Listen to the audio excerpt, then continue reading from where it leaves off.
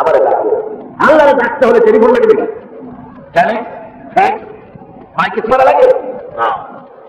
আল্লাহ পাক বলেন জোরে বললে শুনি, আস্তে বললে শুনি, মনে মনে বললেও শুনি।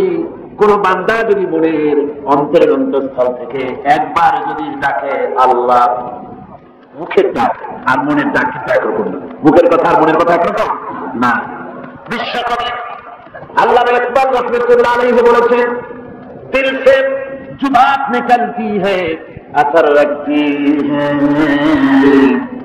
पर नहीं मगर ताकते परवाज रखती है। दिल থেকে যে কথা বেরো তা প্রভাব বিস্তার করে, ডানা নাই কিন্তু তা উঠতে পারে। দিলের থেকে কোনো মানুষ যদি একবার ডাকে আল্লাহ, অন্তরের অন্তঃস্থল থেকে সব বলে ডাকেন আল্লাহ, অন্তর থেকে মুহব্বতের সাথে কেউ যদি একবার বলে আল্লাহ, আল্লাহ পাক 70 বার ডাকের সাড়া দিয়ে বলেন বান্দা কি চাও আমি তোমার কাছে আছি, কি চাও আমি তোমার একদম কাছে। এই যে কোরআন শরীফ এখানে আছে। আল্লাহ রাব্বুল আলামিন বলেন ওয়া ইযা সাআলাকা ইবাদি আন্নী ফাইন্নী করিব। ওয়া ইযা সাআলাকা ইবাদি, যখন আপনার কাছে লোকেরা আমার ব্যাপারে জিজ্ঞেস করে আমি বান্দার নিকট।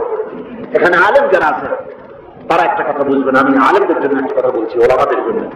অন্যরা বুঝতে পারবেন বিষয়টা, আলেমরা ভালো বুঝবেন। এই কোরআনে কারীমের ভিতরে রাসূলুল্লাহ সাল্লাল্লাহু আলাইহি ওয়াসাল্লামকে যত জায়গায় বলেছেন আপনাকে প্রশ্ন করা হয়, আল্লাহ বলতেছেন ভালো করে বুঝেন, আল্লাহ রাসূলকে যত জায়গায় বলেন আপনাকে প্রশ্ন করা হয়, সেখানে আল্লাহ বলতেছেন কুল, আপনি বলুন। যত জায়গায় প্রশ্ন করা হয় আল্লাহ বলেন কুল, আপনি বলুন। যেমন ওয়ায়াসআলুনাকা আনিল আনফাল, নবী আপনাকে প্রশ্ন করা হয় গনিমতের মাল সম্পর্কে, আপনি বলুন কুলিল আনফাল, আপনি বলুন এই গনিমতের মালটা আল্লাহর জন্য রাসূলের জন্য নির্ধারিত। প্রশ্ন করা হচ্ছে ওয়ায়াসআলুনাকা আনিল আহিল্লা, নবী আপনাকে প্রশ্ন করা হয় চাঁদ সম্পর্কে। কাফেররা প্রশ্ন করেছে নবীজি চাঁদ বাড়ে কেন, কমে কেন, শুক্ল পক্ষে বেড়ে বেড়ে পূর্ণিমায় রূপ গ্রহণ করে আবার কৃষ্ণপক্ষে ক্ষয় হতে হতে অবস্থায় পরিণত হয়ে যায়, এটা বাড়ে আর কমে কেন? আল্লাহ নবীর কাছে প্রশ্ন হয়েছে, নবীজি কোনো কথার জবাব দিতেন না যতক্ষণ আল্লাহ পাক জবাব না দিতেন। আল্লাহ পাক বলেন ওয়ায়াসআলুনাকা আনিল আহিল্লা কুল হিয়া মাওয়াকিতু লিন-নাস, নবী প্রশ্ন করা হচ্ছে চাঁদ সম্পর্কে, আপনি বলুন কোন, আপনি বলুন চাঁদ হচ্ছে একটা ক্যালেন্ডার, চাঁদ হচ্ছে একটি পঞ্জিকা। পৃথিবীর সমস্ত মানুষ যেন মাস দিন গণনা করে হিসাব রক্ষা করতে পারে, এই জন্য চাঁদকে আমি মাস শুনে বিশ্ববাসীর জন্য একটা স্থায়ী ক্যালেন্ডার হিসেবে ঝুলে দিচ্ছি। সুবহানাল্লাহ।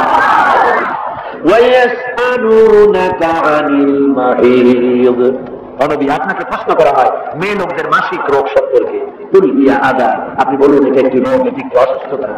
ওয়ায়াসআলুনাকা আনিল খামরি ওয়াল মাইসিরি, হে নবী আপনাকে প্রশ্ন করা হয় মদ এবং জুয়া সম্পর্কে, কুল ফীহিমা ইসমুন কাবীর। এইভাবে করে কোরআন শরীফে যত জায়গা আছে ও নবী আপনাকে প্রশ্ন করা হয়, সাথে সাথে আল্লাহ বলেন কুল, আপনি বলুন। সারা কোরআন শরীফে একটা মাত্র জায়গা যেখানে আল্লাহ বলছেন নবী আপনাকে প্রশ্ন করা হয়, আপনি বলুন, একথা আল্লাহ বলেন, একথা বলেন একটি আয়াত, ওয়াইযা সালাকা ইবাদি আন্নী কুল কুলিল্লাহু করিব, আপনি বলুন আল্লাহ নিকট, এরকম আল্লাহ বলেন। এখানে কায়দাটা হতেছে সারা কোরআন শরীফে এক জায়গায় আল্লাহ বলতেছেন যদি আপনাকে প্রশ্ন করা হয় আমার ব্যাপারে, যেহেতু প্রশ্ন আপনার আমার ব্যাপারে, জবাব আপনার দেওয়া লাগবে না, সরে থাকেন, জবাবটা আমি দিয়ে দিই। ও বান্দা রাসূলের কাছে আমার ব্যাপারে প্রশ্ন করেছ, জবাব আমি দিচ্ছি, আমি তোমার সবচাইতে বেশি কাছে। সুবহানাল্লাহ, আমি তোমার সবচাইতে বেশি কত কাছে? وَنَحْنُ أَقْرَبُ إِلَيْهِ مِنْ حَبْلِ الْوَرِيدِ, তোমার যে সারা সে রগের উপরে তোমার মাথাটা খারাপ, এই রগের চাইতে আমি আল্লাহ তোমাকে সেটা করে দিচ্ছি। সুবহানাল্লাহ। আমার ভাইরা কত আল্লাহ আমাদের এই যে রগ, এই ঘাড়ের কাছে, এর থেকেও কাছে, আমরা বিশ্বাস করি? বিশ্বাস করি না? আপনারা তো কম যে হ্যাঁ করি, করতে পারেন। একথা যেন আপনাদের মনের কথা হয়, দোয়া করি। তার কারণ হলো আল্লাহ আমার ঘাড়ের চাইতেও বেশি কাছে। এটা যদি বিশ্বাস করতাম তাহলে যারা ব্যবসা করি ওজনে কম দিতে পারতাম না, চাউলের মধ্যে তুষার পুরা জলের মতো মিশাই বেচতে পারতাম না, ঠিক কিনা? আল্লাহ এত কাছে, একথা বিশ্বাস করলে জমির আইন ছাড়া সম্ভব নয়, মদ খাওয়া সম্ভব নয়, জেনা করা সম্ভব নয়, এত কাছে রেখে আল্লাহকে মিথ্যা বলা সম্ভব নয়। অথচ আমরা মিথ্যাও বলি, ওজনও কম দিই, খাদ্য খেতে দিই, তাহলে বোঝা গেল আমরা আল্লাহ রাব্বুল আলামিন আমাদের এত কাছে, তা মনে বিশ্বাস করি, তবে তা মুখে অন্তরে বিশ্বাস করি। এবার কি বলবো? আমি আমার ভাইদের খেদমতে আরজ করব, আল্লাহ রাব্বুল আলামিন তার বান্দার প্রতি তার প্রতি এই বিশ্বাস রাখতে হবে, গুনাহ করেছি মাফ চাইতে হবে, আর ওই গুনাহ করা যাবে না। এভাবে যদি তওবা করা যায় আল্লাহ পাক গুনাহ মাফ করবেন। একটা দৃষ্টান্ত দিয়ে বুঝাই। থানায় যদি কারো বিরুদ্ধে কেস হয়, কোনো চোর যদি ধরা পড়ে, সাক্ষী প্রমাণে মিলে গেল শুরু করেছে, জেল হবে কেন? জেল হয়ে যাবে 6 মাসের। 6 মাস পর মুক্তি হলো, আবার চুরি করলো, আবার জেলে গেল, আবার চুরি করলো, আবার জেলে গেল। যতবার জেলে যাবে আবার জেল থেকে মুক্ত হবে, কিন্তু থানায় প্রতিবারে তার নাম রেকর্ড হতে থাকবে, তাই না? থানায় একটা ব্ল্যাক লিস্ট আছে, একটা দাগি খাতা আছে, ওই খাতায় নাম উঠতে থাকবে। জেল থেকে মাপ পাবে, কিন্তু ওই অপরাধীর খাতায় তার নামটা থেকেই যাবে। আল্লাহ রাব্বুল আলামিনের কারবার উল্টা। যদি কোনো মানুষ গুনাহ করে, সেই গুনাহ থেকে যদি তওবা করে, চোখের পানি ফেলে যদি গুনাহ মাফ চায়, আল্লাহ বলে শুধু গুনাহ মাফ করি না, গুনার খাতায় যে নাম থাকে ওই নামটাও আমি আল্লাহ মুছে ফেলে দেই, ওই নামটাও রাখি না, মুছে ফেলে দেই। সুবহানাল্লাহ। আল্লাহ হচ্ছেন রহমান রহিম। আল্লাহর কাছে যখন বান্দা কাঁদে, গভীর রাত্রে, শেষ রাত্রে আল্লাহ রাব্বুল আলামিন প্রথম আকাশে আসেন। মুসলিম শরীফের হাদিস, প্রথম আকাশে এসে ডাকেন, ও আমার বান্দারা কে আছো? গুনাহ করে করে জীবন ভর্তি করে ফেলেছো, আমার কাছে কাঁদো। ঋণগ্রস্ত হয়েছ, ঋণ পরিশোধ করতে পারো না, আমারে বলো কে আছো এমন? জীবনটাকে বরবাদ করে ফেলেছো, অসুখ হয়েছে সারে না, আমাকে বলো। এভাবে আল্লাহ ডাকতে থাকেন। ওই সময় যে সমস্ত আল্লাহর বান্দারা আরামের ঘুমকে আরাম করে গভীর রাত্রে জেগে উযু করে তাহাজ্জুদের নামাজ আদায় করে রব্বুল আলামিনের দরবারে দুহাত তুলে কাঁদতে থাকে আর বলে, আল্লাহ যত গুনাহ করেছি আমার তো বেঁচে থাকার কথা না, তুমি বাঁচায় রাখছো। হাদিস শরীফে এসেছে, আল্লাহ বলেন, ও হাবিব, যখন একটা বুড়া মানুষ আমার কাছে হাত উঠায়, দাড়ি পাকা মানুষ, একজন দাড়ি পাকা বৃদ্ধ মানুষ যখন আমার কাছে হাত উত্তোলন করেন, নবীজি বলেন, ওই বুড়া মানুষটা যখন বলতে থাকে, আয় আল্লাহ রাব্বুল আলামিন, আমার এখন বয়স নাই, কামাই করতে পারি না, তাই ছেলে পেলেরা আমার চোখে দেখতে পারে না, বউর কাছে আমার কদর নাই, ছেলে পেলের কাছে আমার কদর নাই, ঘরে আমার জায়গা নাই, এখন আমি কামাই করতে পারি না, আমি এখন দাঁড়াতে পারি না, কোমর সোজা হয় না, পা চলে না, শুনতে পাই না, কান বন্ধ হয়ে গেছে, চোখে দেখি না, চোখের দর্শন শক্তিও নষ্ট হয়ে গেছে। রব্বুল আলামিন, পেছনে এত গুনাহ করেছি যে তোমার কাছে কিছু বলার মতো সাহস আমার নাই। এই বলে যখন বান্দা কাঁদে, আল্লাহ রাব্বুল আলামিন বলেন, এইভাবে বুড়া বান্দা যখন আমার দরবারে হাত তুলে কাঁদতে থাকে, তখন আমার শরম হয়, এই বুড়া মানুষটারে কেমনে আমি খালি হাতে ফিরাইয়া দেই। আমি খালি হাতে এই বুড়াটাকে ফিরে দিতে পারি না। মানুষ যখন এভাবে কাঁদতে থাকে, আল্লাহ রাব্বুল আলামিন ফেরেশতাদের জিজ্ঞেস করেন, ও আমার ফেরেশতারা, আমার এই বান্দাগুলা কাঁদে কেন? সব তো ঘুমায় গেছে, ওরা কাঁদে কেন? ফেরেশতা বলে, রব্বুল আলামিন তোমার বান্দা গুনাহ করেছে, জাহান্নামের আযাব থেকে মাফ চায়। আল্লাহ জিজ্ঞেস করেন, ওরা আমার জাহান্নাম দেখছে নাকি? বলে না, দেখে নাই। ওরা আমারে দেখেছে নাকি? বলে না, দেখে নাই। আমার বেহেশত দেখেছে নাকি? বলে না, দেখে নাই। আল্লাহ বলেন, ফেরেশতারা আমার বেহেশত দেখে নাই, দোজখ দেখে নাই, আমারে দেখে নাই, শুধু আমার নবীর কথা বিশ্বাস করেছে, আমার কোরআনের কথা বিশ্বাস করে আরামের ঘুমকে হারাম করে এই গভীর রাত্রে কিভাবে কাঁদতেছে, ওদের কান্নায় আমার রহমতের দরিয়া জোশ মেরে গেছে। ও আমার ফেরেশতারা, তোরা সাক্ষী থেকে যা, আমার এই ক্রন্দনগত বান্দাগুলিকে আমি আল্লাহ মাফ করে দিলাম। আল্লাহ হচ্ছেন রহমান রহিম গফুর গফফার, এই হিসাবে আল্লাহকে বিশ্বাস করতে হবে। তিনি আমাদের মালিক, তিনি আমাদের মনিব। এই আল্লাহরে মানুষ বিশ্বাস করে না। কয়েক পাতা ইংরেজি বই পড়িয়া তারপর কয় যে সব বুঝছি। বলে কি বলছো? There is no god. মাথা খারাপ কথা, there is no god. Allah বলতে কেউ নেই, সব নাকি এমনি এমনি। এই যে আমাদের দেশে এক গরু পয়দা হয়েছে, আহমদ শরীফ, নাম শোনেননি আপনারা? আমরা বলেছি যে এটা আহমদ শরীফ না, এটার নাম হচ্ছে আহমক। আহমক শরীফ, শরীফ শরীফ মানে ভদ্র, আর শরীফ মানে দুষ্ট। আর আহমদ করে বেকুব, ওর হচ্ছে বোকা, একদিকে বোকা আর একদিকে দুষ্ট। বোকা কেন? বোকা এই জন্য বেচারা ডক্টরের ডিগ্রি করেছে, বিশ্ববিদ্যালয়ের শিক্ষক, লেখাপড়া জানে, বিদ্যান ব্যক্তি, অথচ মালিক চেনে না। মালিক চেনে, কিন্তু আমাদের দেশে গরুতেও মালিক চেনে। গরুতে মালিক চেনে না। বিলের মধ্যে, খোলার মধ্যে রাতের বেলা যাইয়া আপনি ডাক দেন আপনার গরু, যেখানে থাকো আপনার কাছে ছুটে আসবে, ঠিক কিনা? বাড়িতে যদি গরু তো কিছুটা বড়, কুত্তা,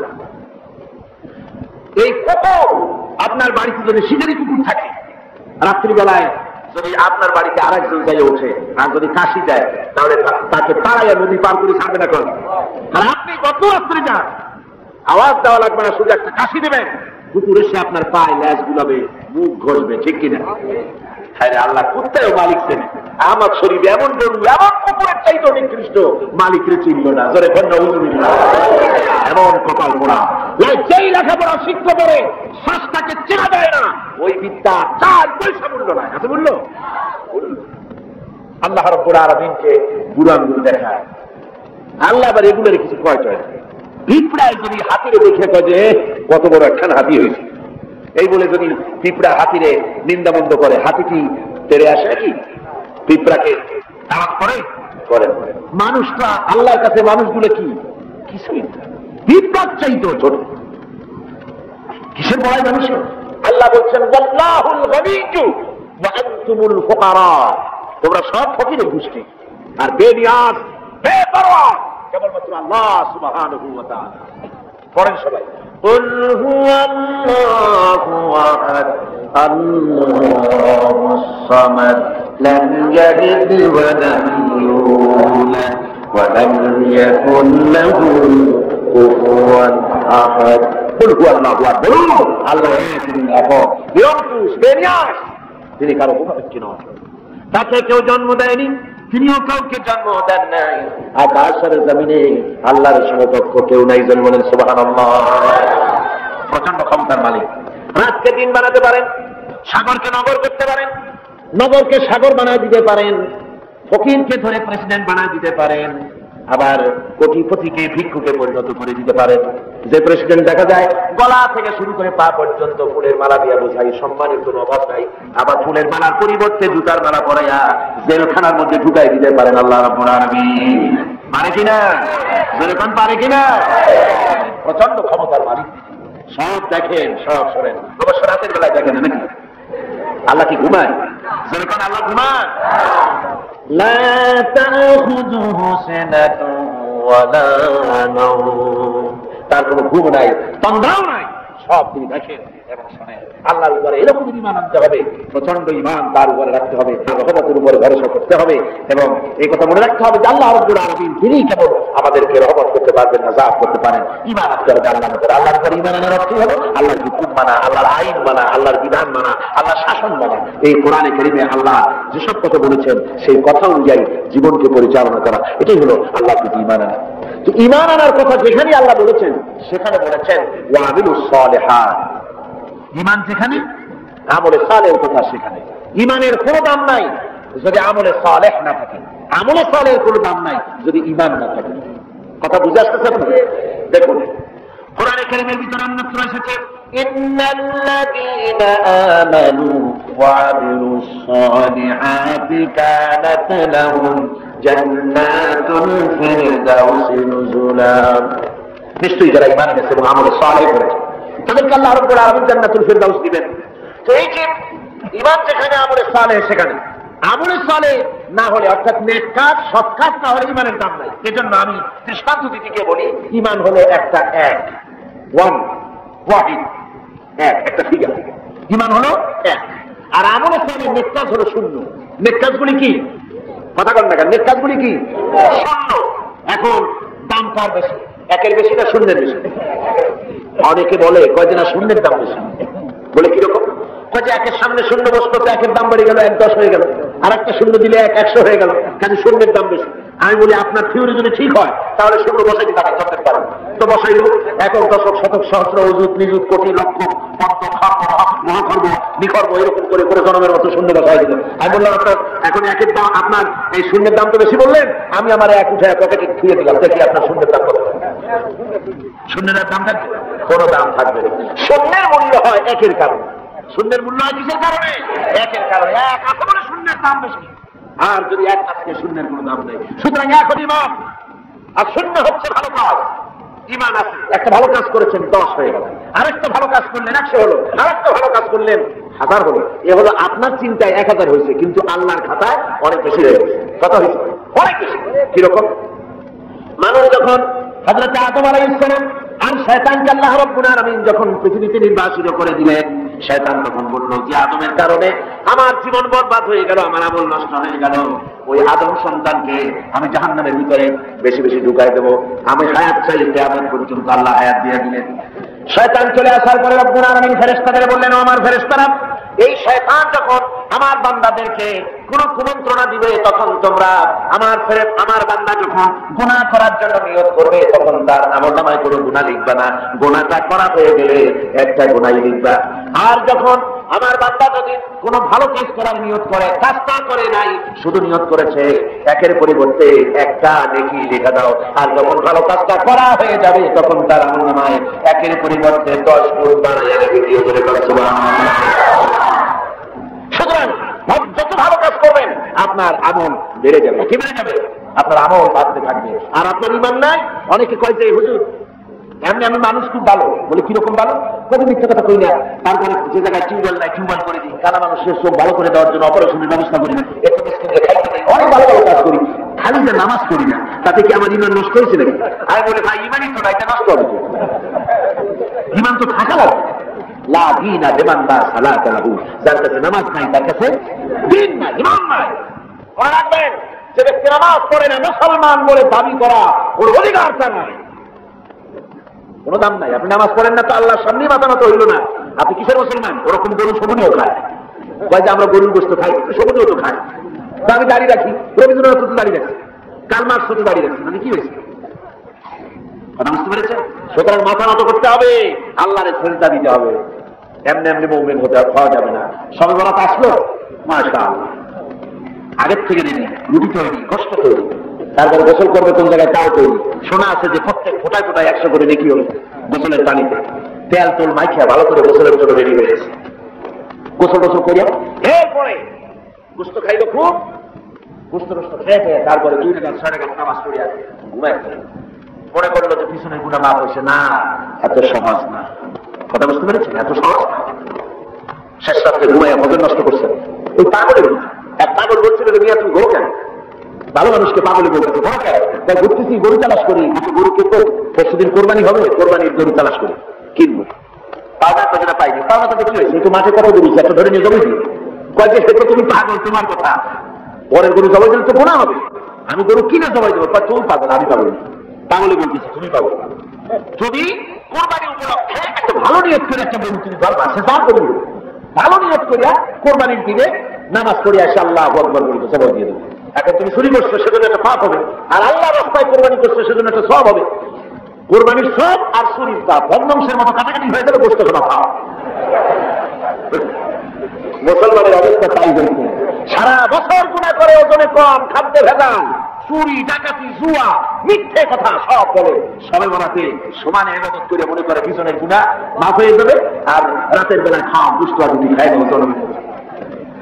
এটা আমরা পাগলা। আচ্ছা, আপনারা শিক্ষিত লোক যারা, তারা তো বোঝেন, আপনারা সবাই শিক্ষিত ভালো মানুষ, আপনারা নিশ্চয়ই বোঝেন বোনাস। ঈদে বিভিন্ন মিল করার জন্য বোনাস দেয়। বোনাসটা বোঝেন তো? একটু কথা না কইলে আমি বুঝি কেমনি বোনাস বোঝেন। ধরুন এবং যে ফুড মিল কর্তৃপক্ষ তারা ঘোষণা করেছে ঈদের একদিন আগে 28শে রমজান অথবা 29শে রমজান আমরা ঈদ বোনাস দেব। এখন ঈদ বোনাসের কথা শুনে ঢাকার থেকে গাড়ি গাড়ি ভর্তি লোক যাইয়া যদি গেটে দাঁড়ায় আমাদের ঈদ বোনাস দেন, ঈদ বোনাস দেবেও করে। বোনাস কাদের জন্য? যারা মিলে এমপ্লয়, যারা কর্মচারী, ওদের জন্য বোনাস। বাইরের লোকেরা বোনাস বোনাস করে যদি বেশি চিল্লায় তাহলে বোনাস পিঠের উপরে দেবে না, লাইলাতুল কদর, লাইলাতুল বারাত, লাইলাতুল মেরাজ, এগুলি হলো আল্লাহর পক্ষ থেকে মুমিনদের জন্য বোনাস।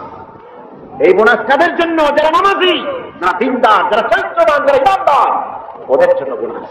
সারা বছর নামাজ নাই, সর্বরাত শেষ হয়ে গেল নামাজ নাই, আর এরা বোনাস নিতে যায় আল্লাহর কাছে। সারা রাত জায়গা থেকে ইবাদত করবা, আর পরের দিন থেকে আবার যে শয়তান সেই শয়তান।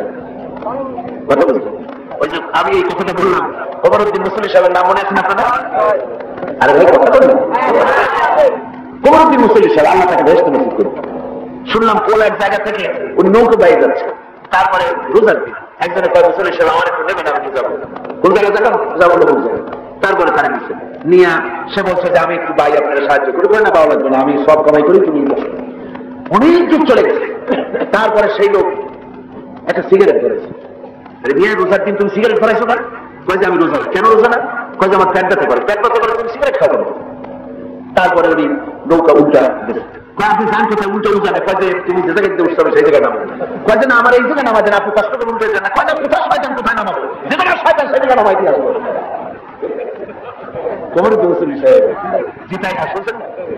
আমার ভাইরা, এই রকমের নামাজ নেই, রোজা নাই। অনেক আছে রোজার মাস আসলে গ্যাস্ট্রিকের দ্বারা হয়, রোজা রাখে না। কি হয়েছে? কাজে গ্যাস্ট্রিক। আল্লাহ গরমের মতো গ্যাস্ট্রিক বানাই দিতে পারেন কিনা? আমার কার হুঁশিয়ার হয়ে যাবে। এই রমজান বরকতের মাস, রহমতের মাস, পবিত্র মাস। সুবহানাল্লাহ বলেন। আল্লাহ যেন সকলকে রোজা রাখার তৌফিক দেন বলে কোন আমিন। রোজা আসছে মানুষের চরিত্র ভালো বানাবার জন্য। হায়রে কথা, এই রোজা আসলে মুসলমানদের মিজাজ যায় খারাপ। হিন্দুরা বিকাল বেলায় মাছের বাজারে যায় না, মুসলমানদের রোজা মিজাজ খারাপ। যারা 12টার সময় চোখ লাভ, 2টার সময় গালাগালি, যারে বলা লাগে ভাই তারই পয়সা। লোকেরা কয় দুনিয়াতে চাচ্ছে, কয় যে রোজায় ধরছে। অফিসে গেছে, কাজ করতে পারে না, ঘুমায়। কয়েন ঘুমায় কেন? কত রোজায় ধরছে। যে রোজা তার চরিত্র ভালো বানাবে, সেই রোজা দিয়ে তার চরিত্র নষ্ট হচ্ছে, তার ঈমান নষ্ট হয়ে যাচ্ছে। তার কারণ কি? কারণ হলো ঘুম আসে, মেজাজ খারাপ হয়। মেজাজ খারাপ হয় কেন? পেটে অশান্তি হলে মেজাজ খারাপ হয়। আল্লাহ বলছেন যে সারাদিন একটু না খেয়ে থাকো। আপনি যদি না খেয়ে থাকেন তাহলে আল্লাহর গোলায় অনেক খাদ্য জমা হবে নাকি? না, সেজন্য রোজা না। রোজার অনেক ফায়দার মধ্যে এটাও, গরিব মানুষ যে না খায় থাকে সারাদিন, তুমি যেন বোঝো, এটাও একটা। কিন্তু আমরা সারাদিন না খাইয়া ওই ইফতারের সময় সুদে আসলে সব উসুল করি। পেঁয়াজি, বেগুনি, ছোলা, মুড়ি, বুট, জলের মতো খাইয়া মাগরিবের আগে শেষ হয় না, ও মাগরিবটা পড়ে আসি, তারপরে খায়। এমন খাওয়া খায়, খাইয়া তারপরে ডাক্তারের কাছে গেছে, কয়ে ডাক্তার সাহেব আমি তো শ্বাস করতে পারি। কেন? কয়ে খাইছি বেশি, সবে বরাত তো খুব বেশি খেয়ে ফেলাইছি। প্রায় 2টা ট্যাবলেট খাও আর 1 গ্লাস পানি। খাওয়া খায়, পেটে উকুন মারা যায়, এমন খাওয়া খায়। এরপর তো ঘুম আসবে, এরপর তো মেজাজ খারাপ হবেই। আর আমার সারা ওই সব সমানে বিক্রি করা।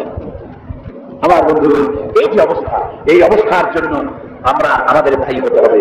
এই পবিত্র রজনী আল্লাহ পাক বোনাস স্বরূপ দিয়েছেন দিনদার, ইমানদার, পরেশগার, তাদের জন্য যারা জীবনকে তৈরি করবে, ওদের জন্য এই রাত দিয়েছেন। এই রাতকে বেশি বেশি ইবাদত করে জীবনকে পরিশুদ্ধ করতে হবে, আমলে সালেহ করতে হবে, নেক কাজ বেশি বেশি করতে হবে। নেক কাজ কারে কয়? সেই ব্যাখ্যাটা সংক্ষেপে দিয়ে নেক কাজ।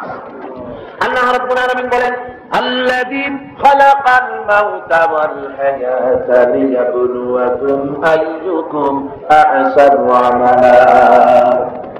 আল্লাহ পাক বলছেন, আমি মৃত্যু এবং জীবনকে সৃষ্টি করেছি এই জন্য যে তোমাদের মধ্যে আমলের দিক থেকে কে উন্নত সেটা যাচাই করার জন্য।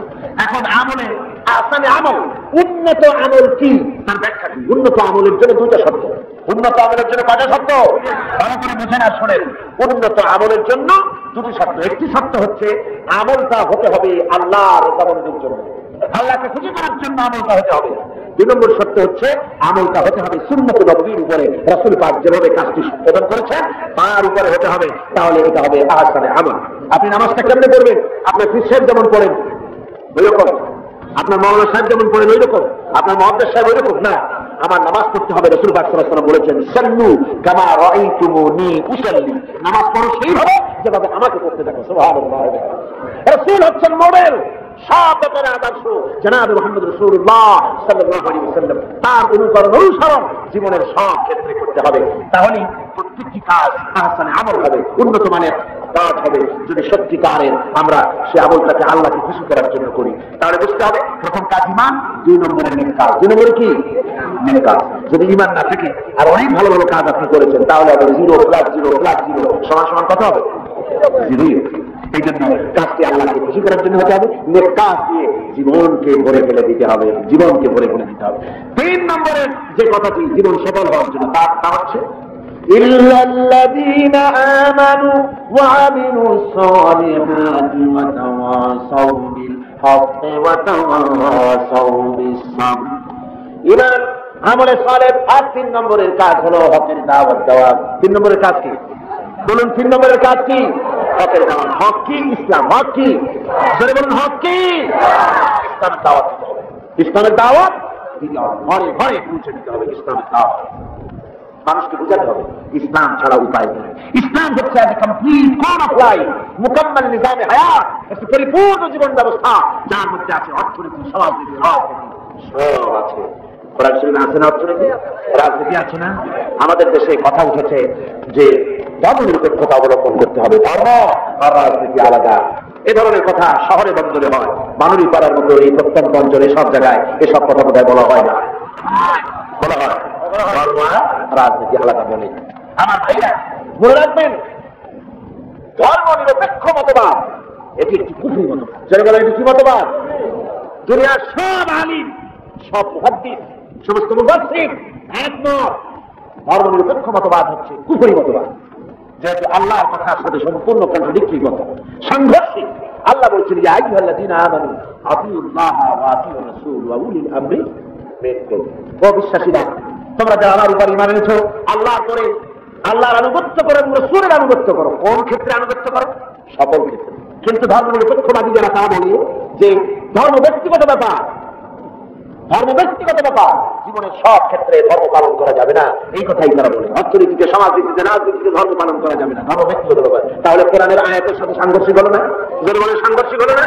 এই জন্য ধর্ম নিরপেক্ষ মতবাদ হচ্ছে কুফরি মতবাদ। যারা বলে ধর্ম নিরপেক্ষ মতবাদ দিয়ে সংখ্যালঘুদেরকে নিরাপত্তা বিধান করার জন্যই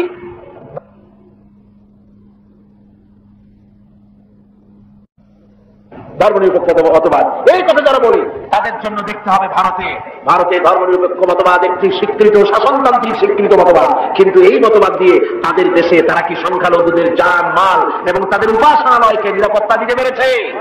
জোরে বলেন, পেরেছে? ধর্মনিরপেক্ষ মতবাদ আরেকবার প্রমাণ করে দিল যে এটা কোনো মানুষের জন্য সঠিক মতবাদ হতে পারে না। ওরা বাবরি মসজিদ ভেঙেছে, ভারতের প্রধানমন্ত্রী নরপশু রাও, এটা নরসিংহ, এটা নরপশু। পৃথিবীতে কোন মানুষ আজ পর্যন্ত মসজিদ ভাঙ্গার অপরাধ পৃথিবীতে কেউ করে নাই, ঠিক কিনা? কেউ করেনি। এই পৃথিবীর সবচেয়ে নিকৃষ্ট শয়তান নরপশু ভারতের প্রধানমন্ত্রী। এটা কি শয়তান? ওটা কি? এই শয়তানটি বিজেপি দিয়ে মসজিদ ভাঙাইছে। বাবরি মসজিদের উপরে যখন শাবল এবং কোদাল চলতেছিল, সিএনএন কেবল নিউজ নেটওয়ার্কের মাধ্যমে যখন আমরা এই দৃশ্য দেখেছি, আমার তো মনে হচ্ছিল যে এই শাবলগুলি মসজিদের উপরে পড়ছে না, বরং পৃথিবীর 125 কোটি মুসলমানের কলিজার উপরে পড়ছে। মুসলমানদের কলিজা ভেঙে চুরে ওরা টুকরা টুকরা করে দিচ্ছে। মসজিদ ভাঙা হয়, এরপর সে মুসলমানের কলিজায় আগুন জ্বলে না। ওইটা কি মুসলমান? ওইটা কি মুসলমান? ভারতের মুসলমানেরা রাস্তায় নেমেছে, নিরস্ত্র প্রতিবাদ করতে রাস্তায় নেমেছে। নরপশু পুলিশেরা এই মুসলমানদেরকে গুলি করে ফাঁসির মতো শিকার করেছে। যখন মসজিদ ভাঙা হয়, পুলিশেরা রাইফেল নিয়ে নীরব হয়ে নীরব দর্শকের ভূমিকা পালন করে, এত টাকা গুলিও করে না, অথচ মুসলমান গুলি মেরেছে। একটা দুইটা না, হাজার হাজার মুসলমান মেরেছে। এ পর্যন্ত শত শত মসজিদ ভেঙে তারা টুকরা টুকরা করে ফেলেছে। ভারতের একটা বড় রকমের এজেন্ট, বড় রকমের দালাল ভারতের একটি দল আমাদের দেশে কাজ আছে না?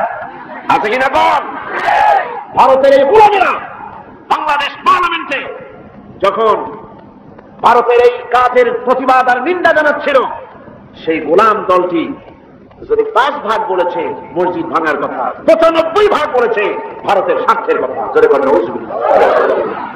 ওরা মসজিদ ভেঙেছে, টুকরা টুকরা করে দিয়েছে। আমরা মসজিদ ভাঙার প্রতিশোধ নিতে গিয়ে বাংলাদেশে কোনো মন্দির ভাঙতে পারি না, ঠিক কিনা? যারা বলেন ঠিক কিনা? মন্দির ভাঙা যাবে। যদি কেউ মন্দির ভেঙে থাকে কোথাও, নিশ্চয়ই সব মাফ করেছে। আমরা ইসলামের প্রতিশোধের নীতিতে বিশ্বাসী নয়। অপরাধ করেছে ভারতীয় হিন্দুরা, সেজন্য বাংলাদেশের হিন্দুরা দায়ী নয়। ভারতের বাবরি মসজিদ ভাঙার ব্যাপারে বাংলাদেশের বসবাসরত নাগরিক হিন্দুরা কিছুতেই দায়ী নয়, ঠিক কিনা? একথা মনে রাখতে হবে। তবে ভারতকে এর মাসুল দিতে হবে, এর মাসুল দিতে হবে, কোন সন্দেহ নাই। ভারত, তাকে মনে রাখতে হবে, ভারত রাশিয়ার চাইতে শক্তিশালী নয়। রাশিয়ার মতো প্রচন্ড শক্তিশালী দেশ, পারমাণবিক অস্ত্রের গুদাম যার কাছে, রাসায়নিক অস্ত্রের গুদাম যার কাছে, সেই রাশিয়া আফগানকে ভাঙতে এসে রাশিয়া নিজেই ভাঙে চুরা টুকরা টুকরা হয়ে গেছে, যায় নাই? আজকে পবিত্র লাইলাতুল বারাত, আপনারা বিশ্বাস করুন, নরপশুরাও ভারতের বাবরি মসজিদকে যেভাবে ভেঙেছে, মসজিদের ইটগুলো যেভাবে টুকরা টুকরা করেছে, গোটা ভারত ইতিহাসের থেকে, মানচিত্র থেকে, পৃথিবীর মানচিত্র থেকে টুকরা টুকরা হয়ে বুঝে যাবে ইনশাআল্লাহ।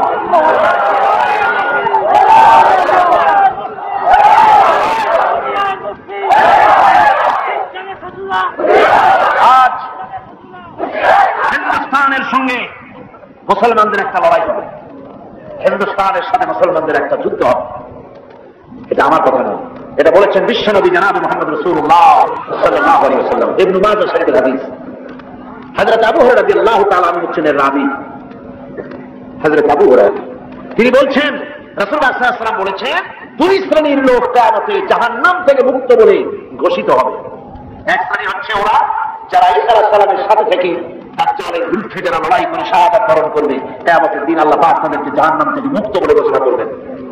দ্বিতীয় শ্রেণী রাসূলুল্লাহ বলছেন, হিন্দুস্তানের সঙ্গে একটা জিহাদ হবে, ওই জিহাদে যারা শহীদ হবে, কিয়ামতের দিন আল্লাহ পাক তাদেরকে জাহান্নাম থেকে মুক্ত বলে ঘোষণা করবেন। হযরত আবু হুরায়রা বলেছেন, এই হাদিস বর্ণনা করে তিনি বলেছেন, আল্লাহ যদি আমাকে সেই পর্যন্ত বাঁচায় রাখেন, তাহলে হিন্দুস্তানের ওই লড়াইতে শরীক হয়ে আমি যদি শহীদ হতে পারি, তাহলে কিয়ামতের দিন জাহান্নাম থেকে আমিও মুক্ত বলে আল্লাহর কাছে ঘোষিত হতে পারবো, এবং মুক্ত হয়ে আমি মুক্তভাবে বিচরণ করতে পারবো। এই আশা তিনি পোষণ করে দুনিয়া থেকে বিদায় গ্রহণ করেছেন। সেই জিহাদ আজও হয়নি, ইতিহাসটা প্রমাণ করে না জিহাদ একটা হবে ভারতের সাথে। সেই জিহাদ বাংলাদেশের সেনাবাহিনী, বাংলাদেশের বিডিআর আর পুলিশ নয়, শুধু 11.5 কোটি তাওহীদি জনতা কাঁধে কাঁধ মিলিয়ে বাবরি মসজিদ ভাঙার প্রতিশোধ ভারতের কাছ থেকে কড়ায় কন্যায় আদায় করে ছাড়বে ইনশাআল্লাহ।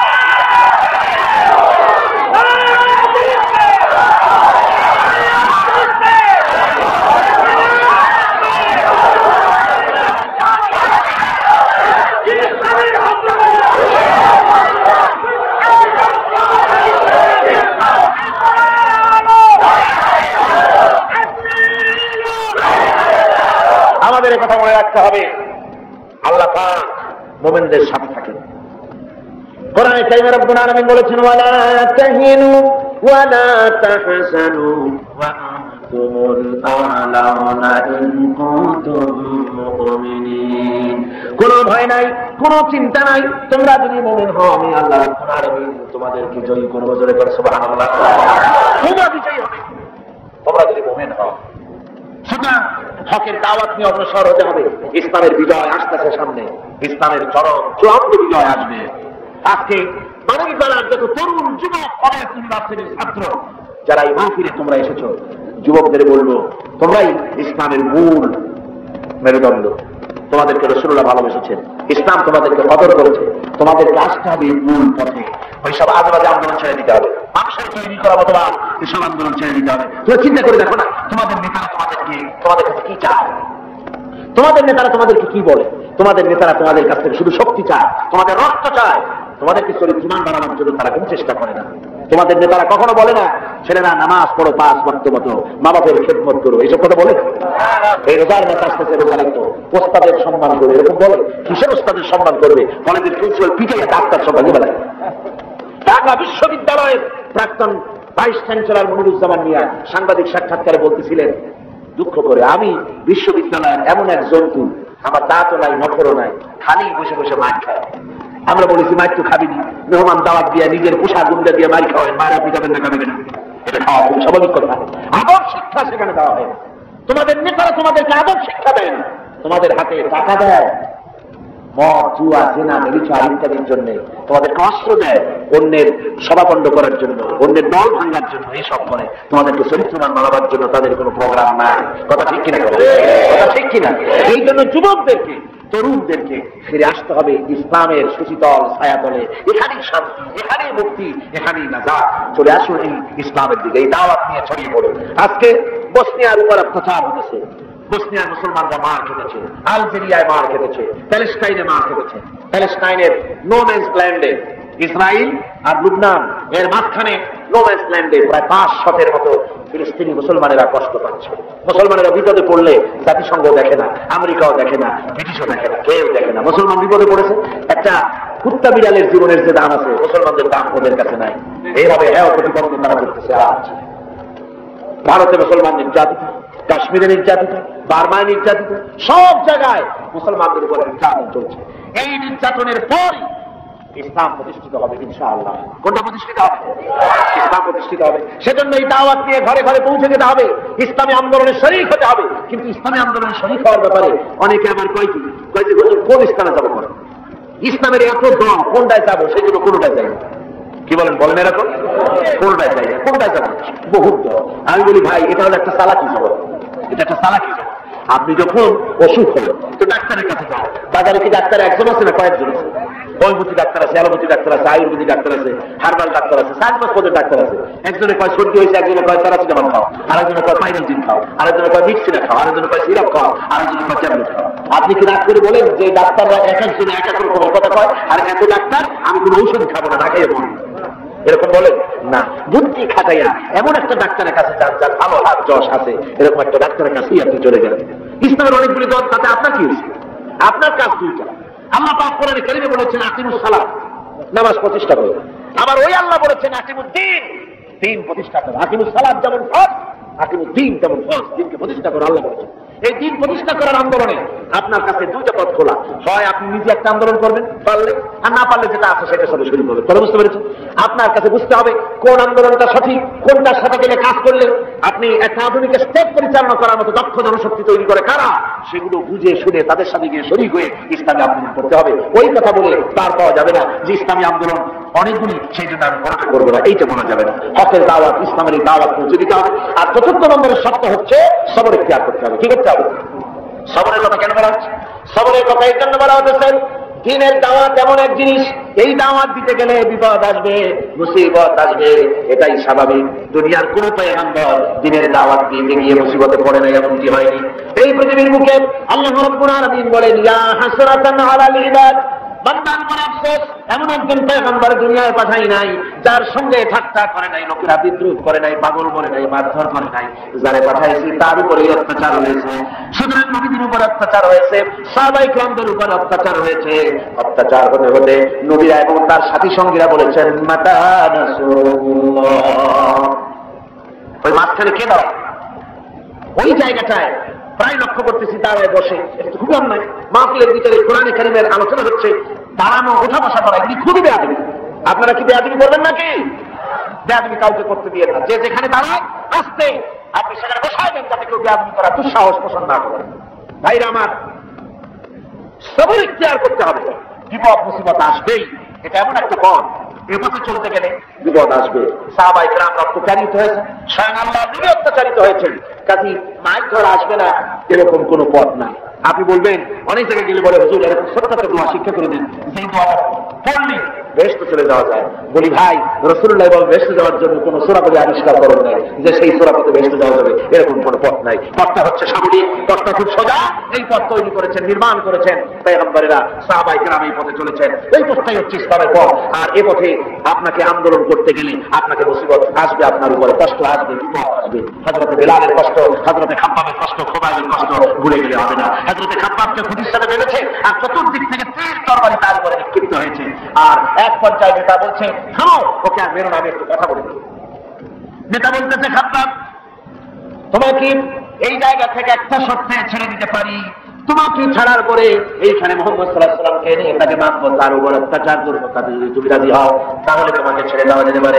এতক্ষণ ধরে যিনি অস্ত্রের আঘাত সহ্য করতেছিলেন, তিনি কথার আঘাত সহ্য করতে পারলেন না। তিনি বললেন, ও কাফির বেঈমানেরা শোনো, তোমাদের অপবিত্র হাত দিয়ে রাসূলের গায়ে অস্ত্র মারা তো দূরের কথা, তোমাদের নাপাক হাত দিয়ে আল্লাহ নবীর গায়ে যদি একটা ফোন নিক্ষেপ করো তাহলে আমি তা বরদাস্ত করবো না। কাফেররা তীর মারা শুরু করে দিল, তরবারি মারতেছে, বল্লম মারতেছে, গোশত কেটে কেটে পড়ে যাচ্ছে। হযরতে খাব্বাব তখন তিনি মাথা নিচু করে আল্লাহর দরবারে বলতেছেন, রব্বুল আলামিন, হায়াত তো পুড়িয়ে বোধহয় গেল, আমার মনে হয় এখন আমি শহীদ হয়ে যাব, কিন্তু আমার মন বলে যদি আমি 2 রাকাত নামাজ পড়ে তোমার সিজদা দিতে পারতাম জীবনটা বড় খুশি হতো, আরাম পাইতাম। কিন্তু আমি তো বাধা, আমি তো সিজদা করতে পারবো না। তবে তোমার কাবা শরীফ আমার সামনে, আমি মাথা নিচু করে দিলাম বাধা অবস্থায়। আমার এই বাধা অবস্থায় মাথা নিচু করাটাকে আমার জীবনের শেষ সিজদা হিসেবে তুমি ধরে নিও। কাফেররা বুঝতে পেরেন, হযরত খাব্বাবের মাথাকে ঘুরাই দিলেন অন্যদিকে। সঙ্গে সঙ্গে হযরত খাব্বাব পড়লেন, ফাআইনামা তুওয়াল্লু ফাতাম্মা ওয়াজহুল্লাহ, যেদিকে মুখ ঘুরাও না কেন সেদিকেই আল্লাহ, আল্লাহ ছাড়া কোনো দিক নাই, সব দিকেই আল্লাহ আছে। এভাবে করে কষ্ট দেওয়া হয়েছে সাহাবীদের, আল্লাহ নবীকে কষ্ট দেওয়া হয়েছে, দান মুবারক শহীদ করেছেন, তায়েফের ময়দানে রক্ত ছড়িয়েছেন। এগুলির বিনিময় মদিনা মুনাওয়ারা ইসলামী রাষ্ট্র কায়েম হয়েছে, নবীজি প্রেসিডেন্ট হয়েছেন, আর কোরআনের সংবিধান চালু করে দিলেন। চুরি বন্ধ হলো, ডাকাতি বন্ধ হলো, জিনা ব্যভিচার বন্ধ হয়ে গিয়ে সুখী সমৃদ্ধশালী স্থিতিশীল একটা দেশ তৈরি হয়ে গেল। নবীজি বললেন, খাইরুল কুরুনি কারনি, সর্বশ্রেষ্ঠ যুগ হচ্ছে আমার যুগ, আমার যুগই শ্রেষ্ঠ যুগ। যে যুগে চুরি নাই, ডাকাতি নাই, জেনা নাই, ব্যভিচার নাই, সুন্দর শ্মশান মুক্তের দেশ তৈরি হলো। আমি তাই যুবকদের বলবো, শিক্ষিত লোকদেরকে বলবো, শিক্ষকদের বলবো, সব শ্রেণীর লোক, পেশাজীবী লোকদেরকে বলতে চাই, দুনিয়ার কোন মতবাদ দিয়ে পৃথিবীতে শান্তি আসে নাই, পুঁজিবাদ শান্তি দিতে পারে নাই।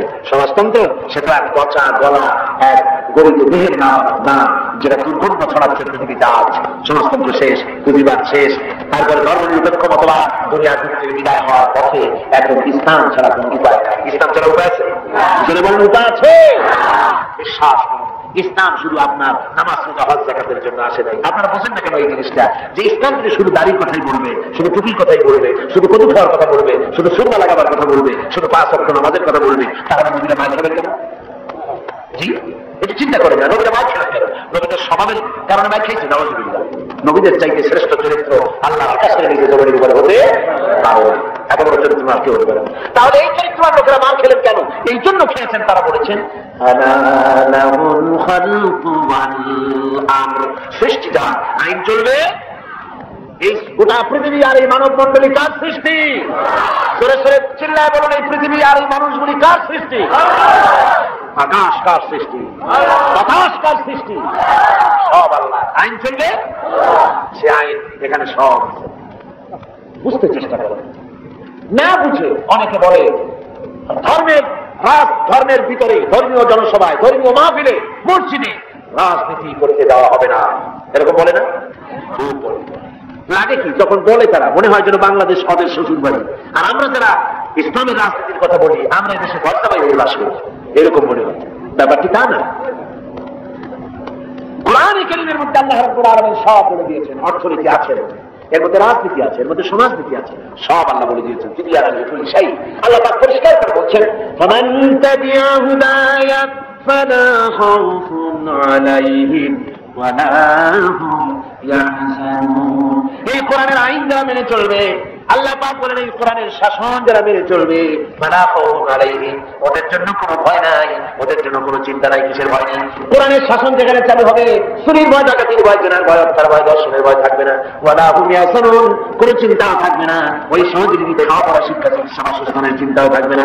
মানুষের শোষণ মুক্ত একটি সুন্দর পৃথিবী তারা লাভ করতে পারবে, যেখানে কোনো শোষণ থাকবে না। যদি কোরআনের আইন চালু হয়ে যায়, এই আইনটা মানুষের তৈরি না, এই আইনের কিতাব কার? এটা বিশ্বাস করুন, কোরআন পড়ুন, কোরআন বুঝুন। এটা চিন্তা করবেন না যে কোরআন শুধু বলবি সাহেব, আপনার কোরআন আপনি পড়েন, কেউ নিষেধ করেন, আপনি পড়েন, আপনি বুঝেন, আছে কিনা দেখুন। পড়বেন, মুখে চাল খাবেন কেন?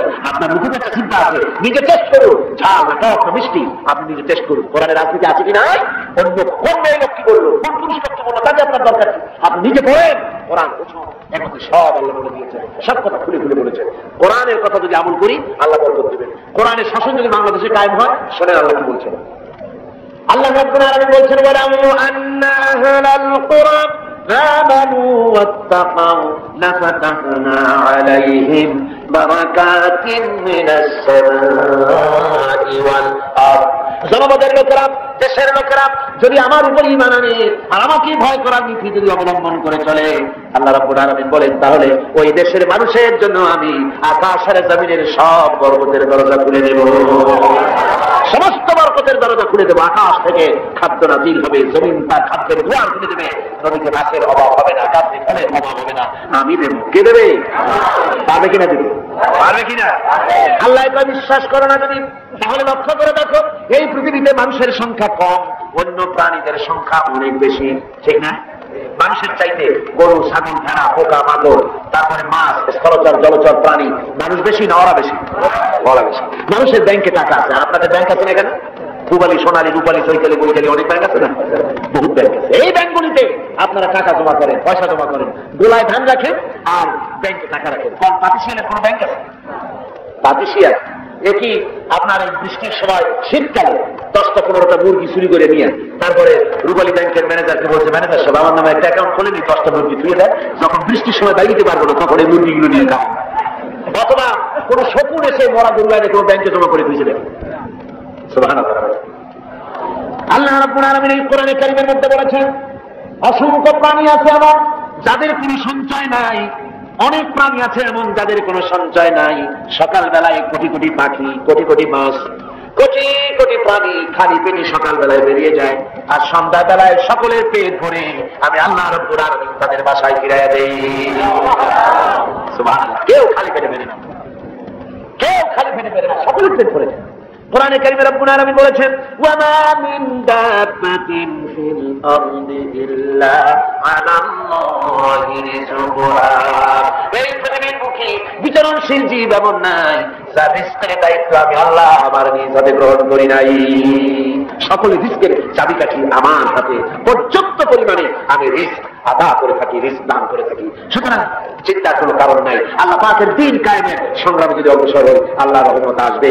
আজ ইসলামী আন্দোলন করার কারণে বাতিলরা সব এক হয়ে গেছে। ইসলামী আন্দোলনের বিরুদ্ধে বাতিলরা কি করছে? এক হয়ে গেছে। রাসূলের কথা অনুযায়ী রাসূল বলেছেন, কাফেররা আসলে এক জাত। দুনিয়ায় সব জায়গায় নিজেদের মধ্যে হাজারো ঝগড়া আছে, বিবাদ আছে, কিন্তু ইসলামে মারা লাগবে, মুসলমান মারা লাগবে, তখন সব কি হয়ে যায়? এক হয়ে যায়।